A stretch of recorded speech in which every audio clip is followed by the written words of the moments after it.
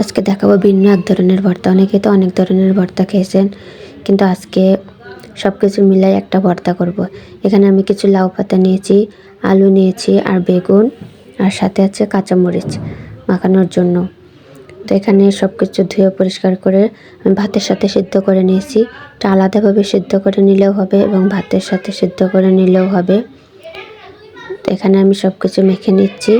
এখানে ভর্তাটা আজকে মাখাবো শুধুমাত্র কাঁচামরিচ দিয়ে। এখানে পেঁয়াজ দেওয়া যাবে, পেঁয়াজ বা শুকনো মরিচ দেওয়া যাবে। আজকে শুধুমাত্র কাঁচামরিচ দিয়ে ভর্তাটা মাখাবো। কাঁচামরিচটা একটু বেশি নিয়েছে, কারণ কাঁচামরিচে বেশি ঝাল না, আর এমনি একটু ঝাল ঝাল করে খাবো, তার জন্য কাঁচামরিচটা একটু বেশি নিয়েছি। তো এখন আমি কাঁচামরিচগুলা লবণ দিয়ে একটু মেখে নিচ্ছি। লবণ নিয়ে মাখলে মাখাটা ভালো হয়। তো এখানে আমি লবণ দিয়ে মেখে এখন সরিষার তেল দিয়ে দিচ্ছি। দিয়ে এখন আমি ভর্তাটা ভালোভাবে মেখে নেব। কারা কারা এভাবে ভর্তা করে খান? যারা খেয়েছেন তারা তো জানেন কেমন টেস্ট, আর যারা খাননি তারা অবশ্যই খেয়ে কমেন্টে জানাবেন। খেতে কিন্তু অনেক মজা লাগে।